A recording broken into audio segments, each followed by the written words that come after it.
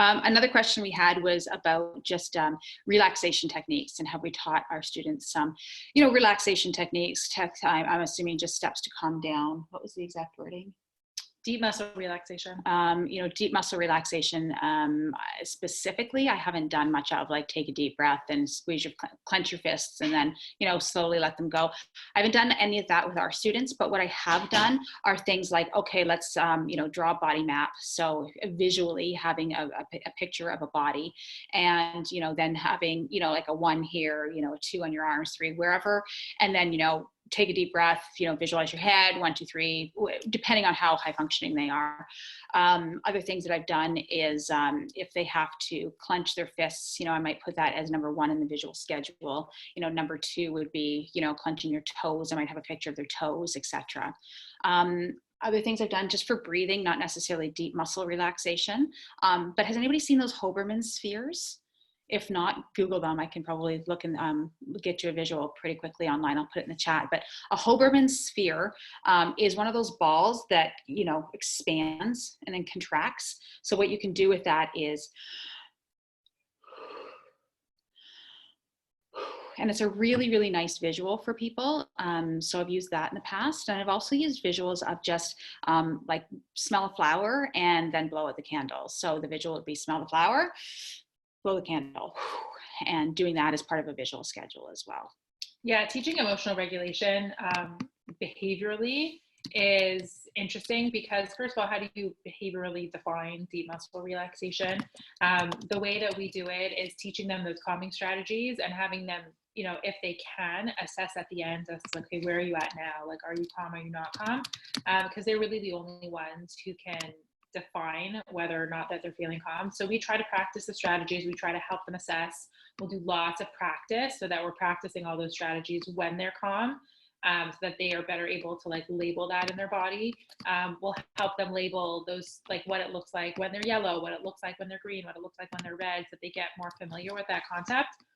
And then practicing those calming strategies. But again, it's hard for us as outsiders to define their private events because it's their state, and we could define it as how their body's looking, but we can't really feel how their body's feeling. So I think teaching them to be able to identify it for themselves is a big strategy, because then they could get those skills and those strategies to be able to use them and then label it for themselves and recognize when they need to use those strategies, because it feels good for them. And it's not because we told them to, and it's not because there's, anything else in it for them, but teaching them how to make their body feel regulated again. And it is a bit of a tricky thing. We do have, I think there should be a video training on emotional regulation. If not, we have tons of videos on it. We're definitely going to get to it in the video training. So if you haven't seen it yet, we'll get there.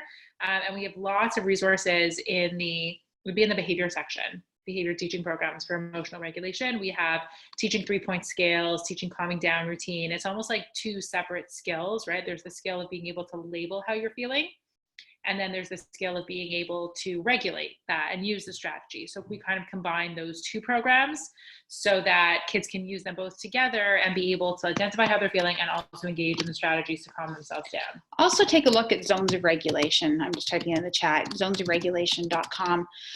They've got a lot of useful visuals as well. You can order the program. If it's out of your scope of practice, consult somebody else, right? So people who are good at this would be people like occupational therapists. There's some occupational therapists I work with who are phenomenal and have a lot of resources for calming down as well. The other thing that jumps to my mind is about function, right? And function-based treatment. So my question would be, are you teaching, mindfulness? Are you teaching, this to calm someone down and to regulate them?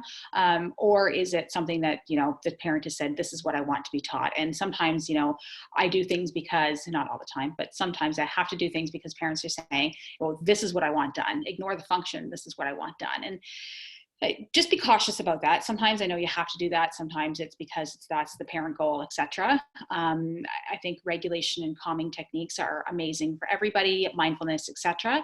But if you're doing that because that's your treatment procedure for something that the function is something completely different, just be cautious of that as well. I love the Zones of Regulation. I actually took that curriculum and made it more behavioral, so that there's data sheets, operational definitions, and more behavior, like measurable and observable goals with it.